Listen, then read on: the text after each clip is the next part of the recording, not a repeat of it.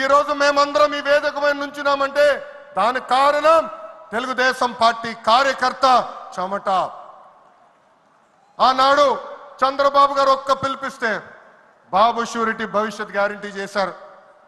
నేను ఆనాడు నియోజకవర్గానికి వచ్చి మాట్లాడా, శంకరావం చేయాలి, ప్రతి గడప తొక్కాలంటే మీరందరూ తొక్కారు. అందుకే కార్యకర్తలందరూ చెప్తున్నా, నాయకుల చుట్టూ తిరుగుతాం కాదు, ప్రజల చుట్టూ తిరగండి, మిమ్మల్ని ఎత్తుక్కుంటా వస్తుంది ఈ తెలుగుదేశం పార్టీ. కార్యకర్తలే తెలుగుదేశం పార్టీ బలం బలగం. దేశంలో ఏ ప్రాంతీయ పార్టీకి లేని విధంగా 1 కోటి మంది సభ్యత్వం, 1 కోటి మంది కుటుంబ సభ్యులు ఒక తెలుగుదేశం పార్టీకే సొంతం.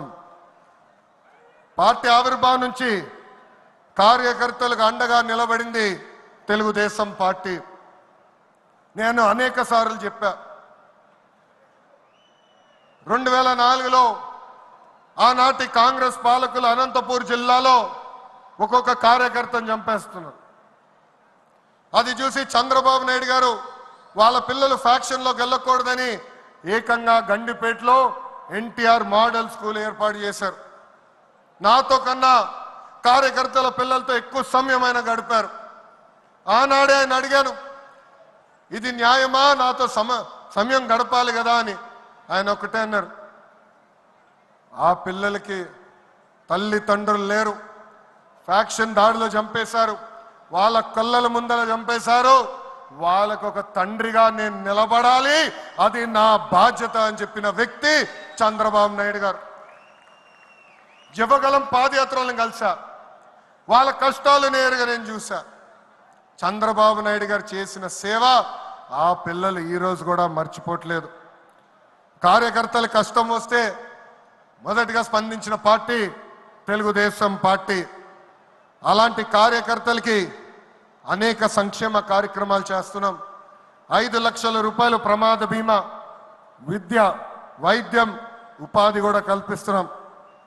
జాతీయ అధ్యక్షుల పిలుపు మేరకు అలాంటి కార్యకర్తలు ఆదుకునేదానికి, వాళ్ళ సొంత కాలుపై నిలబడడానికి, వాళ్ళకి ఆర్థిక స్వాతంత్రం వచ్చేదానికి ఒక ప్రణాళిక కూడా మేము రూపొందిస్తున్నాం.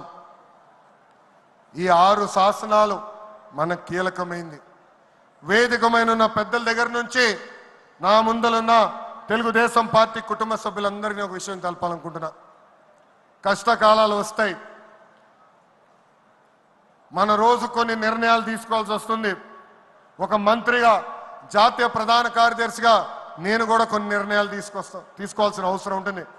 అప్పుడు ఈ 6 శాసనాలు మనందరం చదువుకుని ఆ 6 శాసనాలు చెప్పిన మార్గమే మనందరం ఎంచుకోవాలని ఈ సభాముఖంగా కార్యకర్తలకి, వేదికమైన నాయకులందరికీ నేను పిలిపిస్తూ, నా తెలుగు కుటుంబం ఈ 6 శాసనాలు నేను ప్రతిపాదిస్తున్నాను.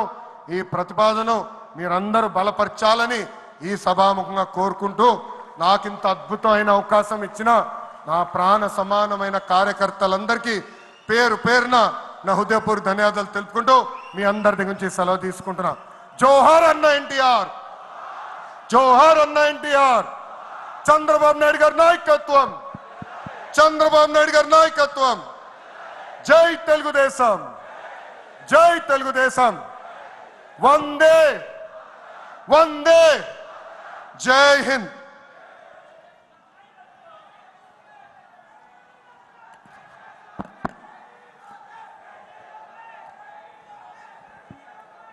ఇది ట్రైలర్ మాత్రమే, అవి పిక్చర్ బాకీ హై. ఆయన రాజకీయ ప్రసంగం రేపుంటుంది. ఇవాళ కేవలం పార్టీని బలోపేతం చేయడానికి, తన ఆలోచనల్ని ఈ మహానాడు వేదిక ముందు వ్యక్తపరచడానికే ఈ సమయాన్ని వాడుకున్నారు.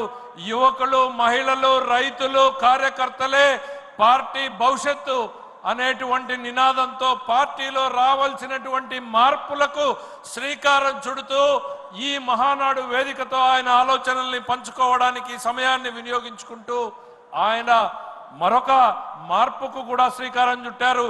ఈ మహానాడులో తొలి రోజు మొత్తం కూడా కేవలం పార్టీ మీదనే చర్చ జరుగుతుంది. రెండవ రోజు ప్రభుత్వ కార్యకలాపాల మీద చర్చ ఉంటుంది.